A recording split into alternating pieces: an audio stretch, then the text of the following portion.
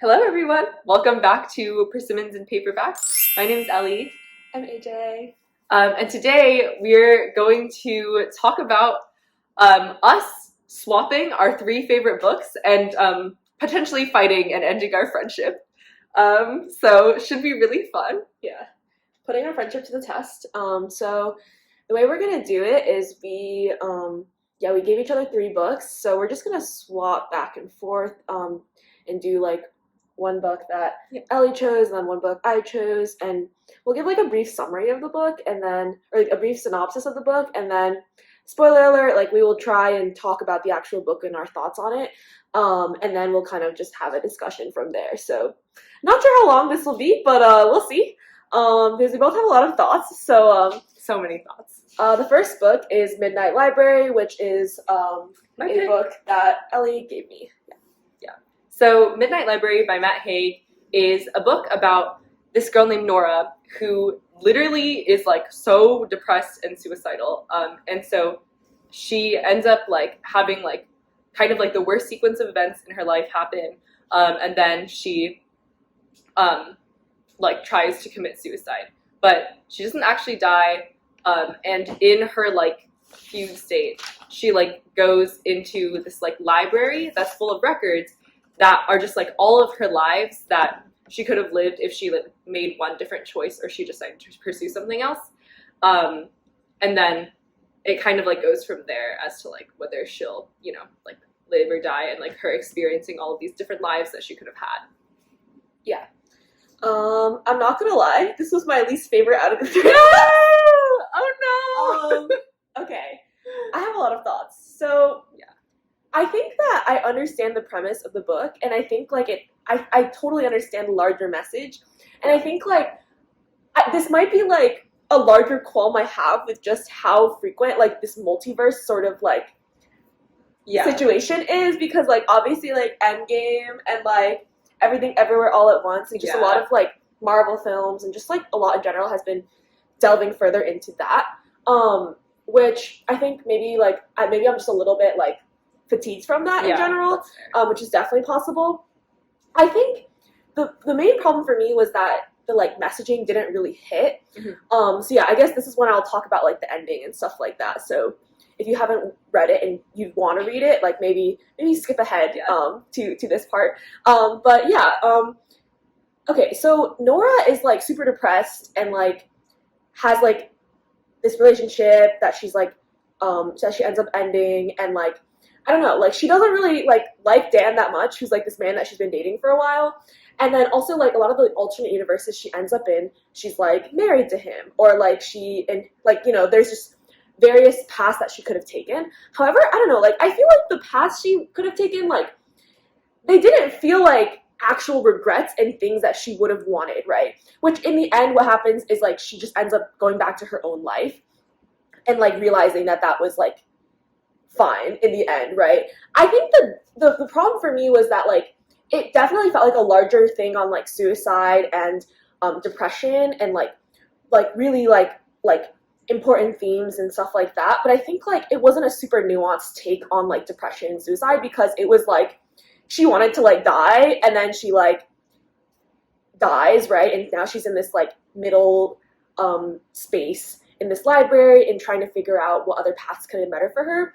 But I don't know, like fundamentally this girl is super depressed, right? She's like really not doing well, and like I just feel like the end was like, oh, I'm actually like grateful, and like today I woke up and I was like fine. And like I feel like that larger messaging to me was like a cop out, and it felt like it's like if someone is depressed for a really long time and they have suicidal ideations, it doesn't feel like to me that it's like a, oh, like actually like everything is fine in the end. Like we can like, you know, like we can get through it and like things will be fine. Like I feel like if people want to die, a lot of times it's like they want to die. Like it's just not as simple as I think like it kind of made it out to be.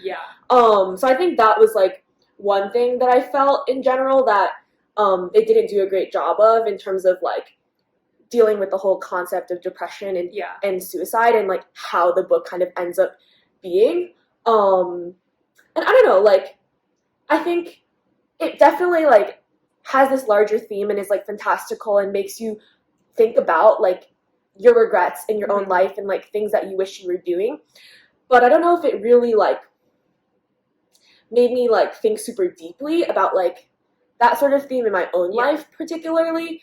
And yeah, I don't know. That's kind of like my general like thoughts, and I think like I don't know, the book just wasn't super like engaging for me. And at this season of my life. So I would say like it was like a 2.5 for me. Not a 2.5! Yeah. I'm sorry. We're fighting right out the gate. Okay, to be fair, I need therapy, right? And this is a book that like It forced me to go to therapy. Yeah, and I realized I needed therapy. No, like I feel like because of the fact that it did that for you, like that's amazing, and like for you it hit, and it was what you needed in that time in life. And this is a really popular book. Like it was on my like TBR for a few years. Like I've seen it everywhere, like in shops and stuff. And I think it definitely seems to be something that's like people either really love it or it's kind of just like not really hitting. And I think it wasn't like really bad for me. Like I'm glad I read it, and I'm glad I would like experience that. I probably wouldn't have picked it up anyways, at least for like a long time. But I think the like larger ending and like story for me was a bit of like a cop out. Yeah. No, I think that's really interesting because actually like I kind of predicted that you wouldn't like love this book. I almost didn't recommend it because I think the big part for me is like I think I hold it on such a high pedestal because it like made me realize I needed therapy. And I like actually went because of this book. But I think like I do think that a lot of the things that you brought up about like how it's like not a really great interpretation or representation of like serious mental health struggles is like that's super true. Like I actually like I've definitely seen some discourse where people are like in a way like he's like glorifying like suicidal ideation and stuff like that, and I like I totally agree with that. Like I actually think like when I like read it back, I read it like twice when I first picked it up. I was like, oh, like this is a little bit weird. Like why did he do that? And I also think like the end is like really good cop out. However, one thing that I really liked about the ending that actually was like one of my main takeaways from the book is that when she had a life that was like really similar to her own life, but it was just like slightly different, and she was like really happy, but then she still chose to go back to like her own life because like there was like a little boy that she was teaching how to play piano, and like that was very different. And I think like that experience in that book like made me realize like that I had to view myself as like an active agent in my life, because I think something that Nora does and something that I struggle with a lot is like kind of like viewing myself as like passive in my own life, and like like things happen to me, like I don't choose things, I just like fall into like what's happening. And I think like if you're someone who has a lot of regrets, like maybe I wouldn't recommend this to you if you're like really seriously like struggling with depression. But I think like at the time like I was like very anxious and like had like mild depression, and I think like as someone who's very like regretful, like this was like the perfect book for me at the time, because I was just like having like one of my worst mental health periods, and like one of the main things that I do when I like get really anxious is just like go back and be like, oh my god, like if only I'd done this differently, if only I'd done this differently. And so if you're someone like that, I think you'll have a similar experience to me, but I can also totally see where you're coming from. No, that's really interesting. I think you made a lot of good points. I don't think I'm like a very regretful person. Like I don't think I don't know, at least not yet in my life. But like you're like as a 50-year-old. That's super possible, right? Like but yeah, I agree. I think that you made a good point about wanting to be a more active agent in your life instead of being a passive object, and like that makes a lot of sense. I think for me, one thing that I didn't like was like my my anxiety like was triggered by the fact that she was like entering into all these alternate realities where she had to like basically figure out what was going on, because she was replacing the like version of herself that was there, right? So like if she's like in a relationship with someone new and she's like lying next to them, it's like, oh, like I have to remember what we were doing the night before, and like all these things, and that kind of stressed me out a little bit. I think like this book had a lot of great, and I think like you're right, like if those are things that you think you're looking for, this book would be really great. I think for me, it's like I like fantasy, but I like epic fantasy, like a different, complete universe, as opposed to like a variation of the one we live in usually. Yeah. Maybe I'm being hypocritical because Jade City is kind of a variation, but it's like more fantastical. I think it's definitely more fantastical. Yeah. That's the next book we're talking about. Yeah, and I think like I don't know. For me, like I just like feel like I'm not super into just thinking about like the existing world. Yeah. So I think I use like reading as huge escapism. Yeah. So I think I didn't really get that feeling. It felt too similar to my own life. Yeah. Like a little too close for comfort almost. A little too close for comfort. Yeah. Yeah. But I'm sorry. Oh, I'm gonna be saying I'm sorry next. LOL. I'm dead.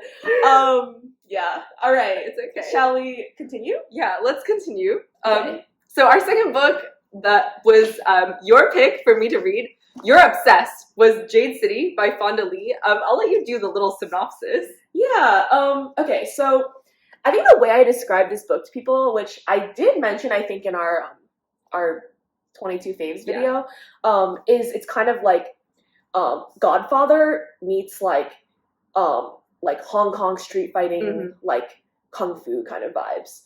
So if that sounds interesting to you at all, I think one of the main things I like about this, it's very found family, and I think that's something that I really enjoy. And yeah, basically it's about this fantastical world where there's an island called Kikon.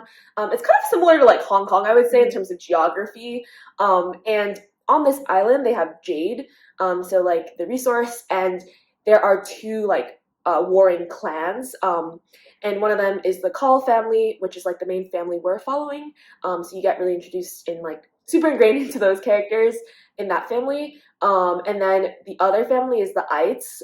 So they're like basically like battling for power on this island. So that's kind of like what's going on. More largely, like if we were to zoom out outside of Kikon, the world itself really wants jade, this resource, because if like inserted into your body, you can basically like have magical powers, right? So you can make you like really strong, and just simply defeat your enemies. Yeah. However, like this resource is like very specific to this family, and I guess it could be like seen as like a larger reflection on like indigenous rights and things like that, just because there's definitely like Western countries that are trying to colonize and take this resource and use it to their own benefit for like military purposes and other things. However, like there are downsides to if you use jade and you haven't been trained to do so. So like the main family, the Call family, like from a young age, they're in this academy where they're literally fully trained to use jade and insert it into their bodies.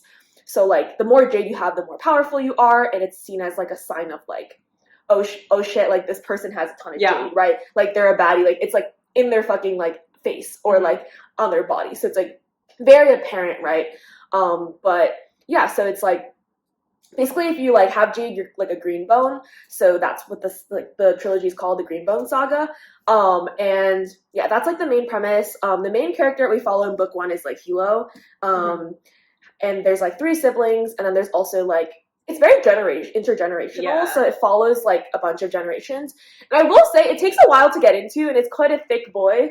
So I will say like I don't know. I don't think it's for everyone, to be honest. I think for me, it was like this epic fantasy story of clearly Asia, and I had never really read anything like it before. And I also am obsessed with all the characters in it and their dynamics. So I think, and also like I really liked The Godfather as a kid because it was like the one movie my dad was like really into. So I think like there was a bunch of like pre-existing things that I was like, like this. I feel like the only movies I watched growing up were like Godfather and like Rush Hour, so this is like a little bit of the that. Perfect mesh. No, yeah, like I was waiting for this book without knowing, TBH. But yeah, that's a bit of a long-winded introduction to the universe, but it needed it. That is the Green Bone Saga. It's very complicated. Yeah. So I think that's where I'm gonna start off because. So here's the thing, I did really like this book once I got into it. However, the book is like 500 pages, and it took me like over 250 pages to get into it. So I feel like that was like something for me where I was like, I don't know if I like love this as a standalone book. Like maybe I'll love it like once I read the rest of the saga now that I'm like in there and I like know what things are. But I was just like, what's this? For like literally forever. Like it took me like a month to get past page 50 because I was like, what's happening? Yeah. Who are these people? I'm so confused. Does that happen to you a lot in general? That happens to me a lot. That happens to me so much. Yeah. And I think like the other thing is just that like because there were so many different characters and like so many different families, like I was also like LOL, like I don't remember if this like person is associated with this clan or this clan. Yeah. And so like that was a little bit confusing. Yeah. However, like once you get into it, like you really get into it. Like I think it was definitely like if you're like a fan of like fast-paced, like action, like stuff is happening, like epic drama, fantasy. epic fantasy. Like Yeah. I think that you would really enjoy this book.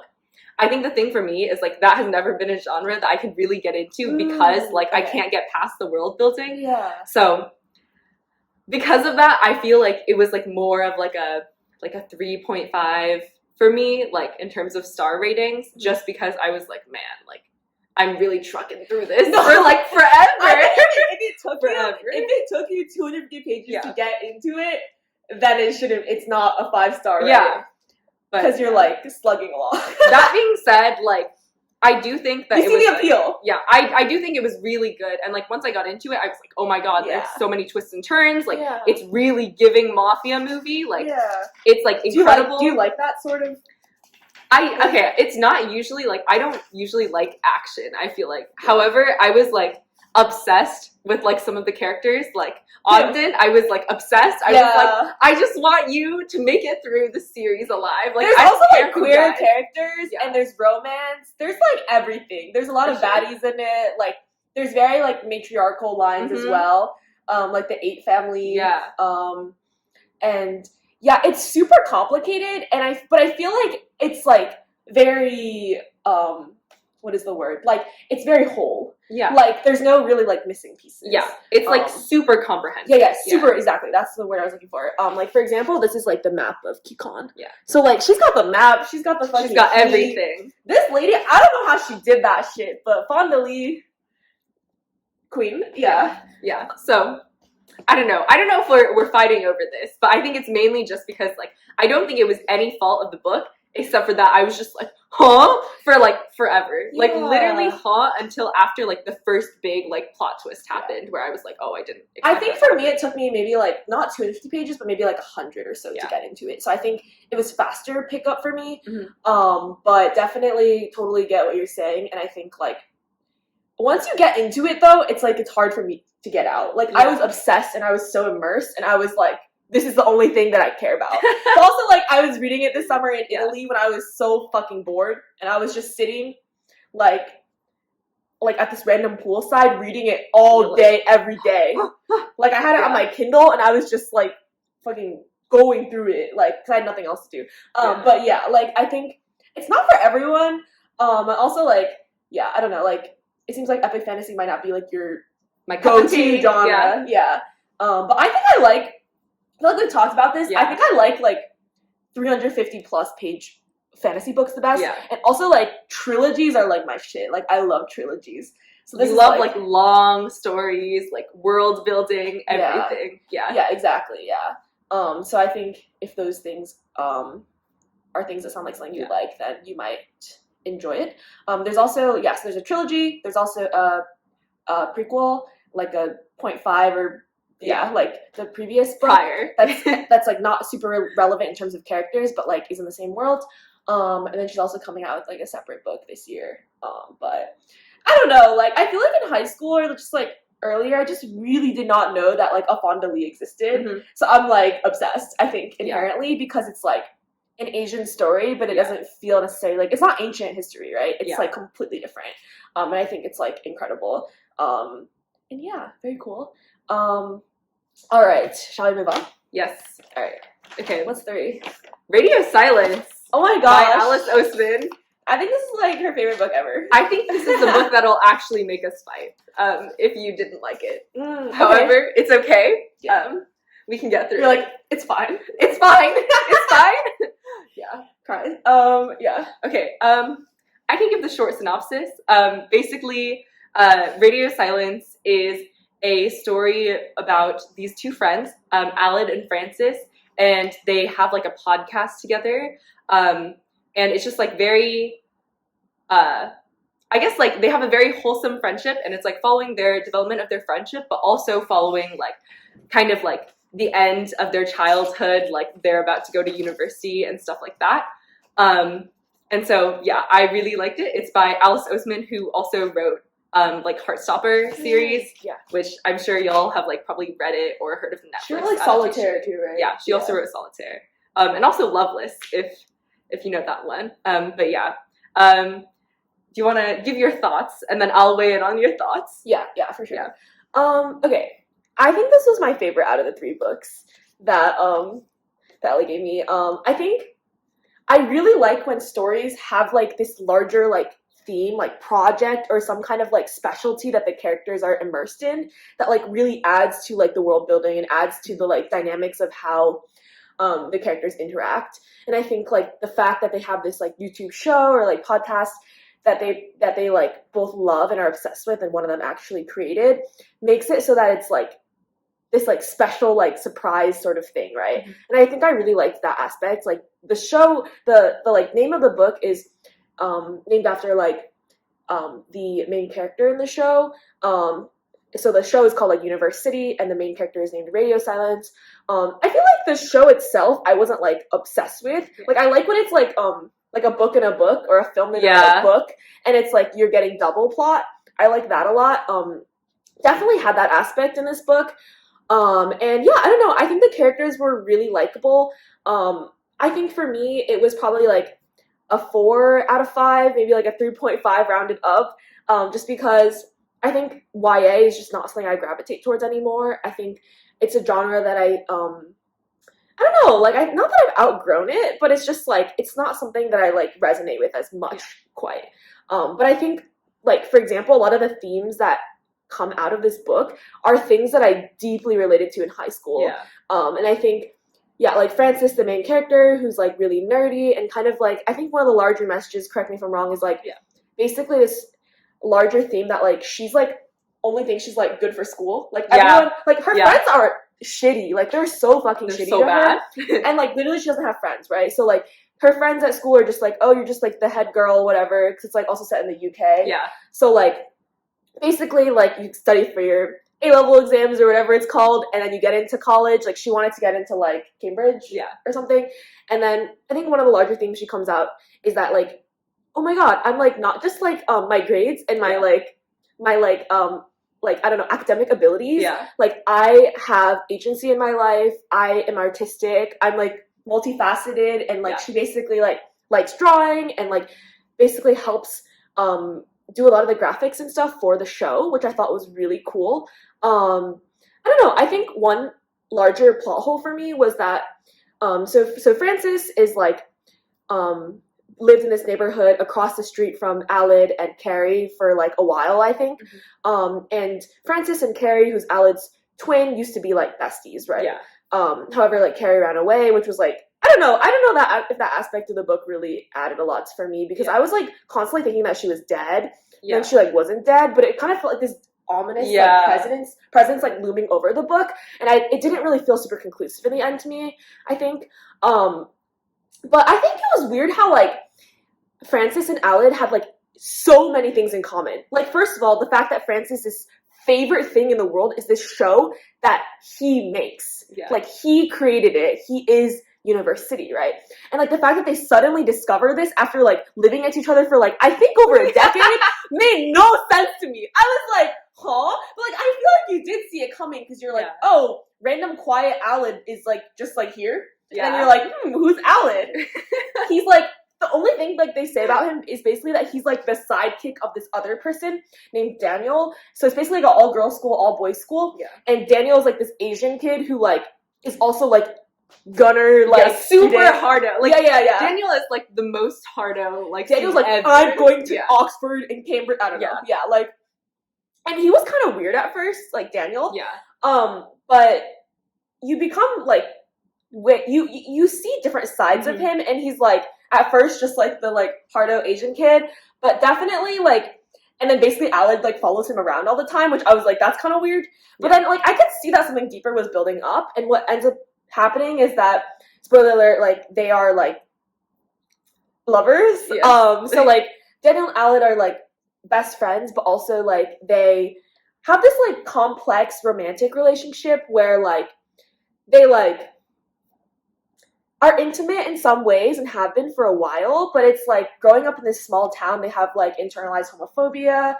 Also, like Alid is like, I think demi or like on the ace spectrum, so it's like I really liked the representation of that. That was one of my like favorite parts of the book because Alice Oseman does a really good job, I think, of representing queer characters in a way that's like super like, I don't know, maybe like just normal, like humanizing, like whatever you want to like say. But yeah, I don't know. I think in general, like their romance was cute. Like it kind of felt like in a typical story, it would have been Francis and Alid being together because they're like the core characters and they're basically doing this radio show together.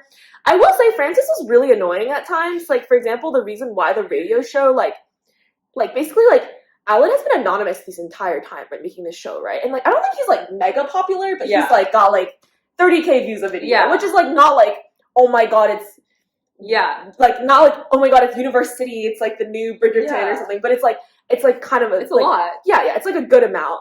But basically like Francis is kind of sloppy and ends up like basically exposing Alid, which Alid is super quiet and reserved and wants this to be like his thing. And I really didn't like how Francis did that because like it felt like before Francis came along and was part of the project, Alid was like completely fine. Yeah. And I feel like they built it in because like they needed some sort of like tension. Yeah, they needed tension. But I just like, I don't know, like it felt kind of unnecessary to me, I'm not gonna lie. And like it just like made me not dislike Francis more. Because I feel like Alid was like my fave for sure. Yeah. Like Alid was like sweet and caring and a great friend and like wasn't like super like elitist and like weird and hardo and stuff like that. Like this kid was just out here like making his like show. And he was also making it for his twin, which was like really cute. His lost twin. Yeah, his like lost twin. But I don't know. I think it like felt like this larger theme of like YA that's like very distinct to YA, where like when you're like a teenager and you're living under your parents' roof, like everything feels super devastating because like you have no money, you have no, or like I don't know, you usually have very little resources and agency in your own life, so everything is dictated by your parents. So like you see themes like that in this story where it's like shitty parents or absent parents or like parents that just like, actually I feel like Francis' parents were really good. Francis' parents were really They were clearly really white. They were like the whitest parents ever because they were like, oh, like you're totally fine. Like I feel like it was like not relatable in like that sense. Well, I think it was hard for her because like she was like biracial and she was like, oh, white parent. Yeah. You know, which was like, I think that like might really resonate with people who like are biracial and like grow up in a quite like white area. Yeah. I forgot about that aspect. Yeah. But yeah, sorry, it's been a while since I've read this book. I feel like the thoughts are like streaming. They're coming. Yeah, they're coming. But yeah, I don't know. Overall, I think again, like that theme of YA and just how fatal everything feels when you're a teenager. Like I feel looking back on it and reflecting, like that feeling was so intense, and that is like super well represented in this story. And I don't know, like it's true, like you don't need to like go to college, you don't need to like do all these things, and like I feel like Alid was like someone who was so vital in Francis's life to like seeing what was truly important and like how one can pursue their passions in a world that like does place all these societal pressures on you, which was like really cool. And I think was like a really cool aspect of it. Yeah, no, for sure. I think like you pretty much hit on all of the points that I really liked about the book. I think the reason why I was like, this is my favorite book ever, 5-star read immediately, was because I read it when I was like 18.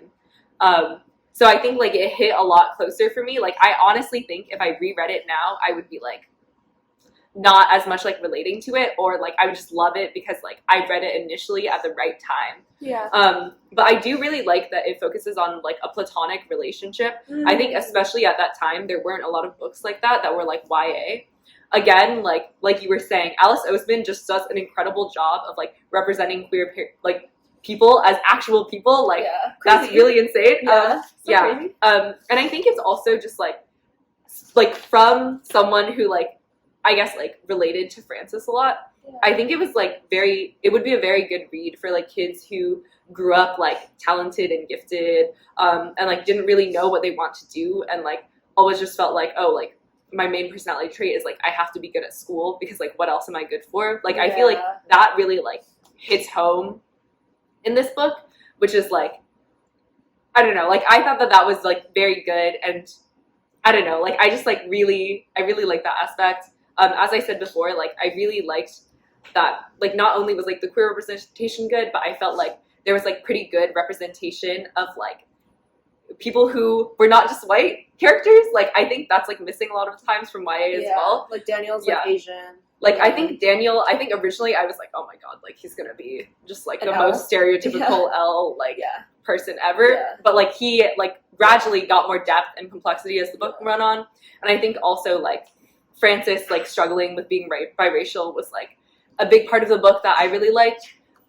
So yeah, I totally get where you're coming from. And I think I would also be coming from that place as well if I read it first like now. Yeah. But I think it was just that I read it when I was 18 and I was like immediate 5 stars. Yeah. It was a pretty easy read, and I feel like I've never read an Alice Oseman book and didn't like it. I think I've only read Heartstopper though, to be fair. But yeah, this is like very different from Heartstopper, so I'd recommend it. All right, next. I'm so excited. I'm so excited for the next book. LOL. All right. I feel like this next book needs an introduction. Also, like, this book is so popular, which, like, well-deserved, like, accolades, like, on accolades. Yeah. But it's this beautiful, beautiful story called On Earth We're Briefly Gorgeous by Ocean Vuong, who is a Vietnamese-American author.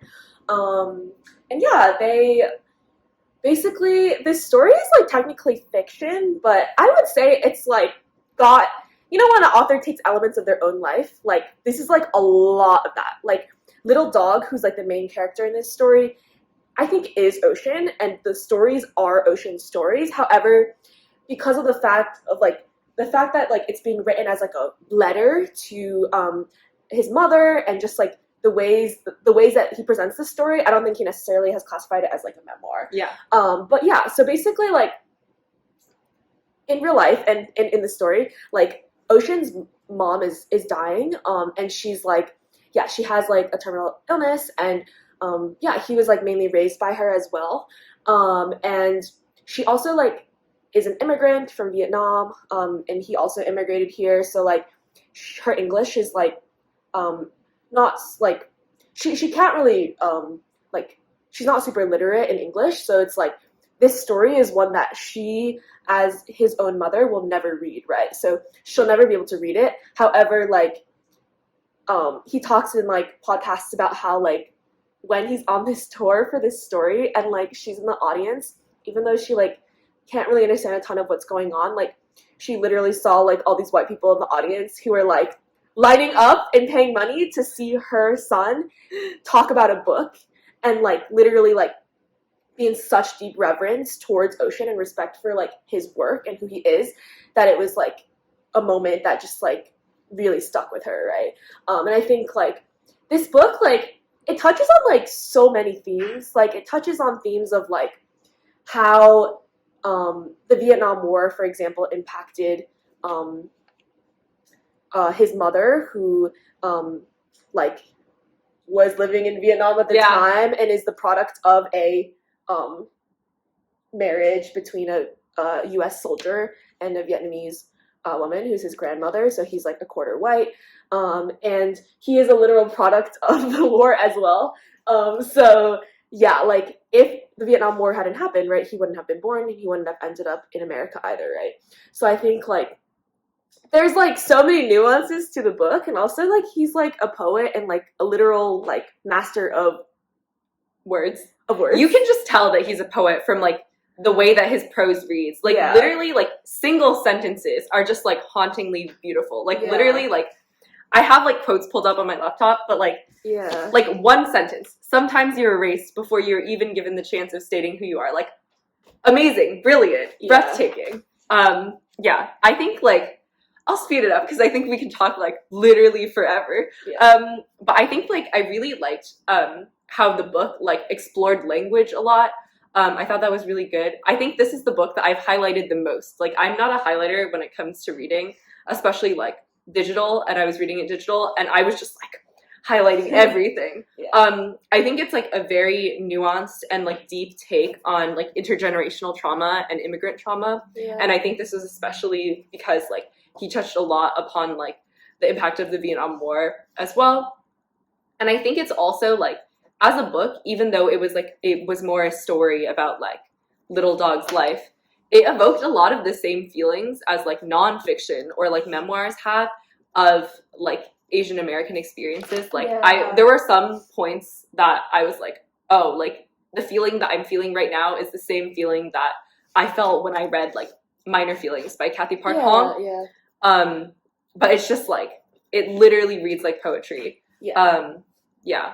I think it like evokes, like, it's one of those books that you can like sit in the lines, and you can sit there and just like pause and like exist in that space and like feel those emotions really deeply and like just like sit with them, right? And it's not like they're necessarily pleasant, but maybe they're like nostalgic or they make you feel something that you haven't felt in a long time.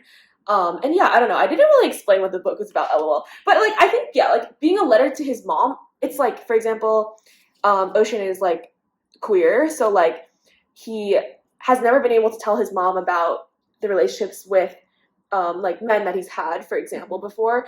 And it's something that in this book, like, he wishes he could have told his mom these things, right? But for obviously many reasons, it's really difficult to do that.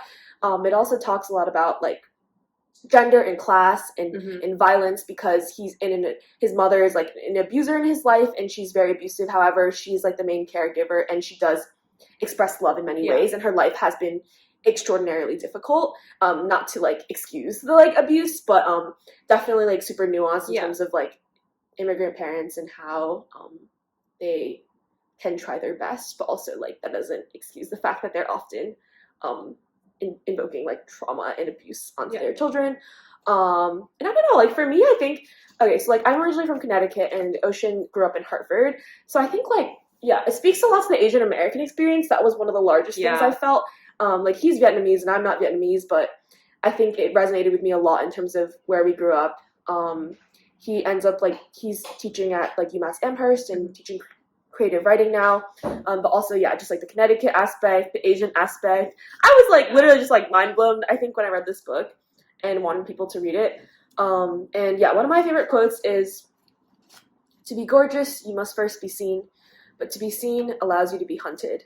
And I don't know, like Ocean just talks so much about how deeply like violence is tied into masculinity and what it means to be a man. And as someone who is not like traditionally masculine and someone who's also a queer man, like how the performance of masculinity is so toxic and deeply harmful in America, and just how for example, like the language of violence in America is so pervasive, and the language of colonization and the language of like very like violent things is just so deeply ingrained in our society. And I think like he speaks to these like larger themes of patriotism and imperialism with ease, but also such nuanced like details of like emotion and like relationships and friendship and gender and family and things like that at like the same time, which like I don't know, like I have no words. I think like honestly, here's the thing, I feel like I didn't love it as much as you did, however I did love it, so I don't think this is gonna be a fight. Like I think this was probably like a 4.5-ish for me, like not like immediately like 5 stars, 5 stars, 5 stars. I think it's like, it is kind of a difficult read to sit in, because I think like I was just like sitting there and I was like, I was visceral. So sad, it's really visceral reading it. And I think like that's a good thing if like a book is able to evoke that much emotion in someone, but also I was like simply miserable. It's not an objective good thing, I feel like. It can be a bad thing for sure. No, that's true. I think like, I don't know, like I think like you said, like there were a lot of very nuanced takes and very deep takes about like violence and patriotism.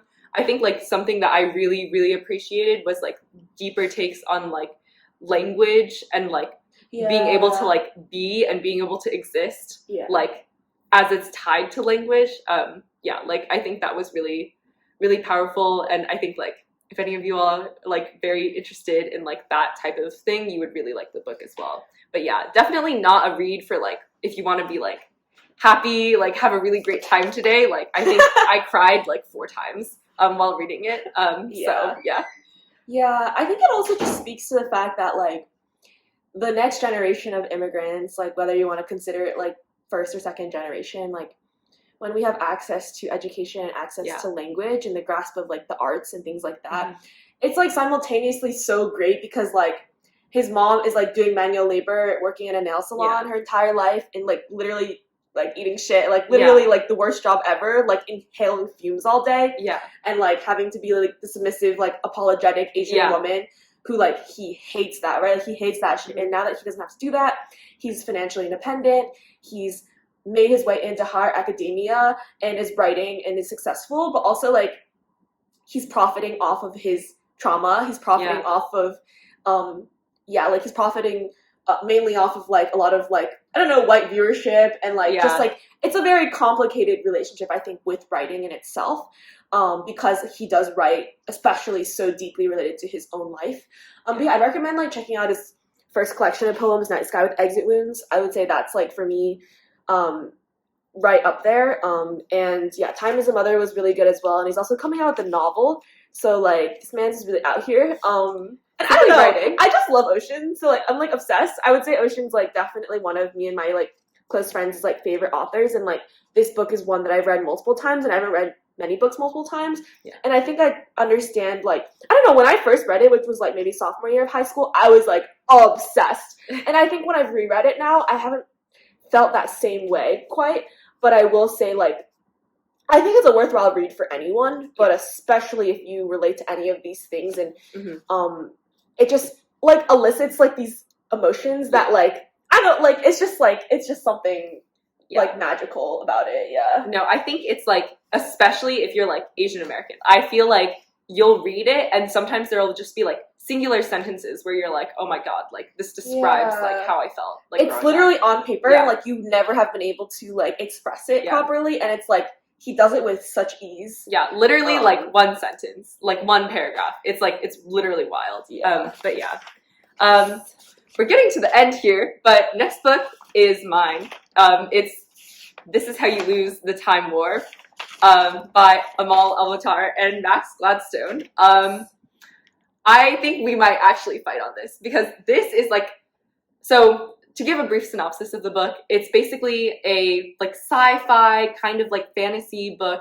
It's really short, it's a novella, and it's about these 2 time-traveling agents, Red and Blue, and they're basically on opposite sides of this like time war, and they're trying to like best each other. But they are writing letters to each other, and initially, while it's like taunting, they eventually end up falling in love and trying to kind of like escape their circumstances and like be together.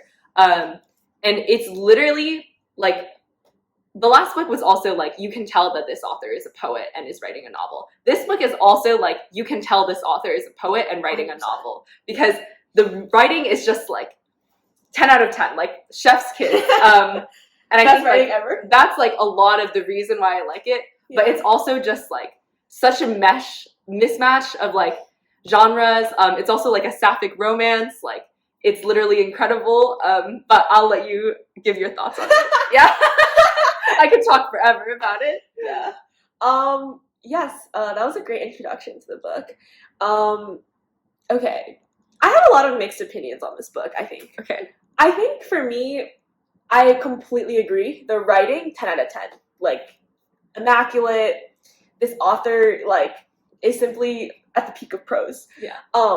I think the problems for me, it was kind of like a Jade City for me, where like it took me like 58% to get into it, and I was like still not completely in, because it's a short book as well. I think that the way that it's written was really interesting, because it's like letters to like each other. But honestly, I was so confused throughout the book, and I don't know if I is a Jade City ever got out of that confusion, to be honest.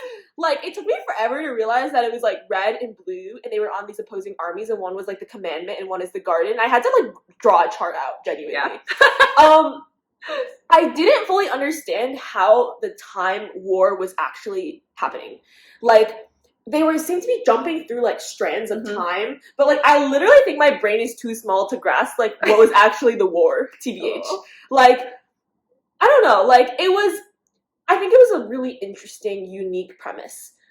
It was also sapphic, which was really cool. However, I wasn't like obsessed with each of the characters to where I could clearly see why they were falling in love and like what the sort of like larger love was. And I think it was like one of those stories where it's like across the war, like lovers are found, you know? Like war isn't all bad. Actually, there's like some good. And, No! like, Not that. no, not even that, but like Yeah. even in suffering and pain Yeah. and stuff, like there are things that Mhm. can come out of that, right? I don't know if that was like one of the main themes. It was probably just like a thought that Yeah. came into like my brain. But I don't know. I think like for me, like the war didn't make sense, so the story was hard to follow. Yeah. Like what was the war? No, like that's the thing. There's like basically no like world building. Like you're just thrust into it. And I think like unlike Jade City where like you are thrust into it, but like there are things that like kind of help you along. And at the end of the day, Fonda Lee wants you to like figure out everything that's going on. I don't necessarily think that's the case with This Is How You Lose the Time War. Like I don't think they're like, we need you to understand what's going on. Like, so what is the war though? Like it's literally just like the war is like going through like time and the other side's like the two sides trying to make like things happen so that they win. Okay. By like changing things in the past and the future. Okay, Yeah. interesting. Yeah, and they're like soldiers basically. Yeah. Okay, I don't think that made sense to me. Like to be honest, because it wasn't like 3-dimensional. It was like 4, and I couldn't grasp it. I still can't grasp it. So like I could not fathom what was happening. Also, like because of the fact that it's like not really like it's very fantastical, right? So like at one point, I think red is like a bear or like just like different animals. Yeah. Which was like slightly confusing to me because I was like, who's that? Yeah. And then it was like red and I was like, oh, okay. That's crazy. Yeah, I was like, huh? And then like, I don't know, like the love in it like wasn't really giving for me. Like for me it was like confusing and like I didn't really understand how it kind of came to be. It was kind of like this thing where like it felt like they were both really lonely and like they were just in their own like shitty situation where they're like, I don't really give a fuck about this war, but like if I don't do this shit, they're gonna like kill me or like I'm useless, right? Like my only purpose in society is to be a soldier and fucking beat the other side, even though like I didn't understand why they were fighting in the first place. So I was like, it's the motive is not really there. But I think like, yeah, I don't know. I think like the buildup was like being thrust into it made it really hard for me to ever really get in and like figure out what was going on and like why they loved each other. Like I feel like I couldn't tell you a few reasons as to why they genuinely did like each other. Because like they were only communicating over like message, and I feel like they would talk about each other's letters and just like these deep emotions they were feeling for each other, like I can't stop thinking about you, like you are my all, like whatever, like super poetic, like beautiful stuff for sure. But I was like, why? Like what about this person? Because I feel like you still don't know anything about them. But also like I don't know, it was like spanning time, so like maybe time just really built that up for them. So true. Yeah, I don't know. So I think for me it was probably like a 3 out of 5, if I'm being honest, just because I was super confusion. And like I don't know, like I think it wasn't. I have a hard time being super patient with books and like going back and like rereading or like sticking with like they're just kind of just like putting in the effort to like actually like fully like grasp what's happening. That's why I feel like when I was reading the Bible, I was always really confused, TBH. No, I think that's fair. Like honestly, it also took me forever to get into it. Like I almost DNF'd it, and it ended up being like one of my favorite books ever. And like I totally get what you're saying. Like it literally is just like it's so unique. Like so for like I like up until like page 60. This is like a novella, so it's not long. Like up until page 60, I was like, what is going on? Is it a novella? Yeah, I think it's just like so short. There's a ton of YouTubers who like booktubers who I like who also are obsessed with it. So it's just like it's just me. Yeah, no, like I literally think like it's just like somehow like the writing and like them picking up on like the little things that like the other is like thinking about and like loving. It's just like impeccable. And like there are just so many quotes where I'm just like, oh my god, like it's like a shot to the heart. Like I don't know, like it's just like incredible. It's honestly for me like what you're saying like totally makes sense, but I'm just like the writing just like overshadows it all, and it's just like beautiful. But I think I'm a pretty plot driven person, so that can be hard, or like character driven as well. Cool, yeah. All right, we are finally here on our last book. This book is 7 Days in June by Tia Williams, which is a romance book, a Black romance book. It's a second chance love story, and it's about two authors. One is named Eva Mercy, one is named Shane Hall. And they met for 7 Days in June when they were teenagers, and they kind of had this like instant sort of connection. I wouldn't say it was like necessarily like romance at that point. It was more like instant infatuation of they like were obsessed souls kind of vibes. Like the book was really giving soulmate, not gonna lie. Like I was like, and like it's spicy. It's like basically like 15 years later they come together and they like meet, and for 7 Days in June again they're at this like book conference, and they basically like haven't spoken in so long because Shane was like kind of shitty and just kind of like left. But like also like when they were teenagers they couldn't really like be together and find connection, so that was like one main thing that happened. But yeah, so they like end up coming together again, right? And they discover that they actually like wrote these books to each other as well. So like they're both famous authors, but when I found that out, I was like literally crying. I was like, it's again giving soulmates because no one in the world understood that they were writing these books except for them, and I was like, that's the craziest thing ever. And I was like, T. Williams has got the biggest brain ever. I know, literally. Okay, I think that this is going to be a book that we don't fight about because I really, really like this book as well. I think one of the things. Okay, I definitely mentioned this in the 22 faves video as well, but like one of the things that I really liked is that they were whole people. Also, spoiler alert, like at the end, they don't like specifically end up together like happy ending. Like literally they're like, they know that like, oh, like things have happened. We can't just like be together and fix everything, which doesn't happen. It always fucking happens. It doesn't happen. Like I was like, that's super realistic and also still super cute because like at the end you get to see like some of their texts to each other where like Eva, who like she's been writing these like vampire smut books this whole time. She's like finally writing like the book that she like always wanted to write, like about her family, about her like super intense like family history that's like super interesting. They support each other's careers. They support each other. They grow together, which is like wild in a romance book because like usually it's like, oh, insta obsession and that's it, but like for them they had like the second chance at like the insta obsession and they like did it right this time. Another aspect that's really awesome is like the fact that they both are like Black authors navigating this really complicated space that's like obviously really difficult, and they obviously independently did so for much of it, but also like together they are able to do so and basically be like this power couple in like the industry. And like I don't know, I just feel like there was no like red flags like this person's like shitty and actually just like fucking leave, or like they have no personality. It was like you were saying, like they were whole beings independently. Like Eva would be fine without Shane. Eva was fine without Shane for 15 years. However, together they're like sparks fly. Like everything is like even better, which is like what you want, right? Like what else can you ask for, TBH? No, I think like this is like the gold star for like new adult romance. And the premise was so fucking cute. I know, it was so cute. Like it's so like if you love second chance romance, like you'll love this book. You'll literally drink it.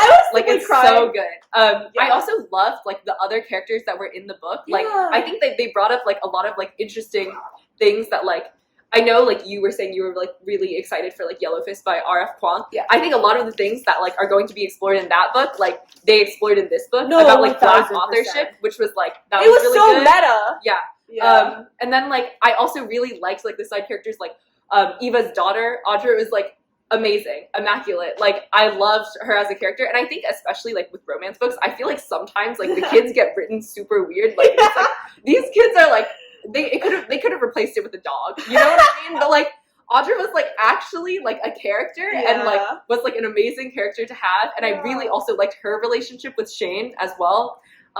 So yeah, I just it was just giving. Like she fucking ate. Like I don't know what else to say. Like. Chef's Kiss. Part 2. Best romance book ever. But so that is all of our trades. I don't think we fought as much necessarily. I think we had some good discourse of like what was going on in our heads throughout reading, and it seems like okay, I guess we'll do like a quick recap. I think for me, like, it reaffirmed some things in terms of like genres that I feel like I gravitate towards naturally, and it made me more like confident in like what my taste is. Yeah. Which is good.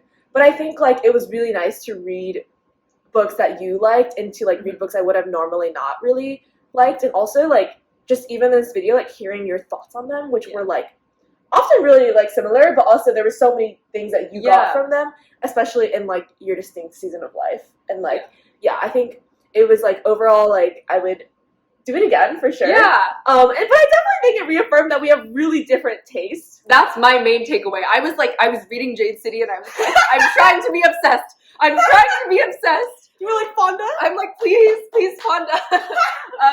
But yeah, no, I think I picked up on a lot of the same things. Like, I definitely thought it was interesting to hear your thoughts on like some of my books, because I feel like I like hadn't really heard them before, or maybe I just need to like troll through the Goodreads reviews more. I feel like it's weird to do that though, because like I don't know, like if you do it before you review it, it's like it's scary. Someone is like influencing you. Yeah. But I think finding someone who has your similar taste is really uncommon. Yeah. Also, like, we're pretty different people in terms of like our majors or interests, like more generally as well. Yeah. So I feel like it makes sense that we have pretty different tastes, but we do have like a good amount of overlap as well. So I feel like it was a good experience.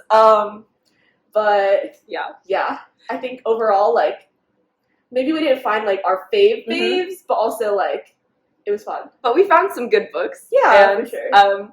I'm really happy to have read all of the books that you recommended. Same. Yeah. So I think that wraps up the video.